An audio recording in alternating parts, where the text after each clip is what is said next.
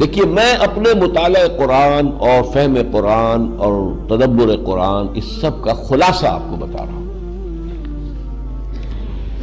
اگر دین حق مغلوب ہو اور باطل اور طاغوت غالب ہو، اولین فرض عین اس طاغوت کو ختم کر کے اس کے غلبے کو توڑ کر اللہ کے دین کو غالب کرنے کی جد و جہد کرنا، اصل اور پہلا اور فرض عین۔ نماز سے بھی پہلے یہ فرض ہے۔ نماز کی صداقت اس پر ہوگی، اگر یہ کر رہے ہیں تو نماز صحیح ہے، یہ نہیں کر رہے تو نماز جھوٹی ہے۔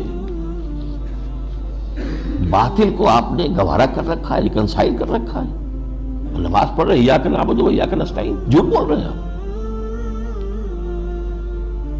ہاں باطل کو آپ نے تسلیم نہیں کیا ہے، باطل کے خلاف آپ کی جدوجہد جاری ہے، تب آپ کہیں ایاک نعبد و ایاک نستعین تو سچ بول رہے ہیں، ورنہ نماز جھوٹ بنتا ہے۔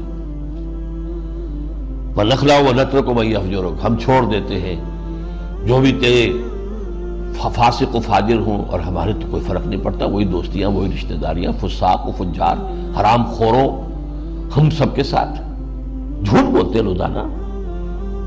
بازی بازی بارش بابا ہم بازی، جھوٹ اوروں سے اللہ کے جناب میں کھڑے ہو کے جھوٹ بولنا۔ تو پہلی بات سمجھ لیجیے، اس صورت میں پہلا فرض یہ ہے جس کے ہونے پر ہر فرض کے صحت کا دار و مدار ہے۔ نماز بھی اس کے لیے استعانت کے لیے ہے، وَاسْتَعِینُوا بِالصَّبْرِ وَالصَّلَاةِ، اس مقصد کے لیے استعانت نماز سے حاصل کرو، مدد حاصل کرو۔ ہاں اس کے برعکس صورت اگر ہو، خلافت راشدہ میں ہم پیدا ہو گئے ہوتے تو نظام قائم ہے، اور اس نظام کی مزید توسیع، اسے پورا یونیورسلائز کرنا یہ حکومت کی ذمہ داری ہے۔ ہم حکومت کے نظم کے پابند ہیں، اس صورت میں یہ فرض کفایہ ہے۔ حکومت کہتی ہے اتنے آدمی والنٹیئرز ہمیں چاہیے، اتنے آدمی نکل آئے، باقی سب آرام سے گھروں میں سوئے، ان کے اوپر کوئی ملامت نہیں ہے، یہ فرض عین نہیں ہے۔ ایسے جیسے نماز جنازہ فرض کفایہ ہے، کچھ لوگوں نے نماز پڑھ لی، باقی سب کی طرف سے بھی ادا ہو جائے گی، کسی نے نہیں پڑھی تو سب مجرم، سب گناہگار ہو جائیں گے۔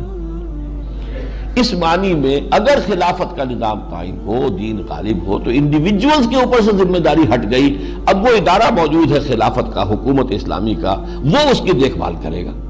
How to extend this domination of Allah's deen over the whole of the globe، اور اس میں جو بھی ضرورت اسے ہے، جو اسے افرادی قوت چاہیے، مالی قوت چاہیے، تعاون چاہیے، وہ لوگ پیش کر دیں، بس ٹھیک ہے۔ لیکن جب صورت یہ نہیں ہے، باطل کے غلبے میں آپ رہ رہے ہیں، تو اقامت دین کی جد و جہد اولین فرض عین ہے۔ یعنی نمبر ایک، اضافی نیکی نہ سمجھیے اس کو، فرض عین، اور فرض کفایہ نہ سمجھیے اس کو، فرض عین۔ فرض عین اور اولین جب میں نے کہا تو اس میں دو چیزوں کی نفی ہوئی، اضافی نیکی نہیں ہے اور فرض کفایہ نہیں۔ نمبر دو، اس فرض عین کی ادائیگی کے لیے شرط لازم ہے، شرط لازم، پری ریکویزٹ، التزام جماعت، کسی نہ کسی جماعت میں ہونا اس کے لیے لازم ہے۔ جیسے نماز فرض عین ہے، وضو کے بغیر نہیں پڑھی جا سکتی، تو وضو بھی فرض ہو گیا۔ اقامت دین کی جد و جہد وضو کے بغیر نہیں ہو سکتی، جماعت کے بغیر نہیں ہو سکتی، لہذا جماعت فرض ہے۔ دیکھیے جہاں تک پہلی بات ہے، اس کے لیے تو میں نے سارا آپ کو آج پھر دوبارہ گنوا دیا، سورہ بقرہ سے سورہ توبہ تک، اور پھر وہ سورہ شورى سے، یہ ساری چیزیں گنوا دی آپ کے سامنے۔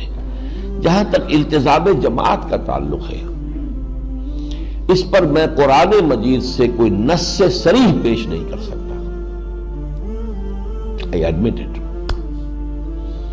اشارات ہیں، اشارات کس شکل میں ہیں؟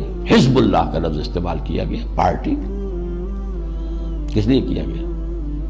رہنمائی کے لیے کیا گیا، قرآن کا ہر لفظ ایک رہنمائی لیے ہوئے۔ یا محمد رسول اللہ والذین معہ، ایک جماعتی زندگی کا نقشہ آ گیا۔ یا سورہ صف میں ہم نے آج ہی پڑھا، من انصاری اللہ، کون ہے میرا مددگار، مل کر ایک جماعتی شکل بن گئی۔ لیکن یہ اشارات ہیں، نص قطعی جس کو کہتے قرآن سے نہیں ہے میرے پاس، میں تسلیم کر رہا ہوں۔ البتہ احادیث میں نصوص قطعیہ ہے بہت سخت، علیکم بالجماعت، تم پر لازم ہے جماعت کی شکل میں ہونا۔ اور جو ایک اثر ہے حضرت عمر فاروق رضی اللہ تعالی عنہ کا، لا اسلام الا بالجماعہ، جماعت کے بغیر کوئی اسلام ہے ہی نہیں۔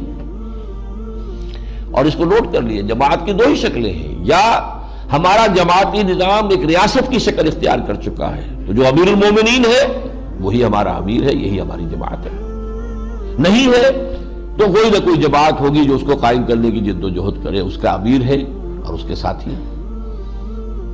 اسلام کی کوئی تیسری شکل ہے ہی نہیں، یا تو خلافت ہے، حکومت ہے، یا نہیں ہے، دو ہی شکلیں ہیں۔ اگر ہے تو وہ جماعت ہے، حکومتی ریاستی ڈھانچہ جو ہے وہ جماعت بن گیا اب، اور اگر وہ نہیں ہے تو اس کو قائم کرنے کی جد و جہد کے لیے جماعت اس کا نظام ہو جائے گا۔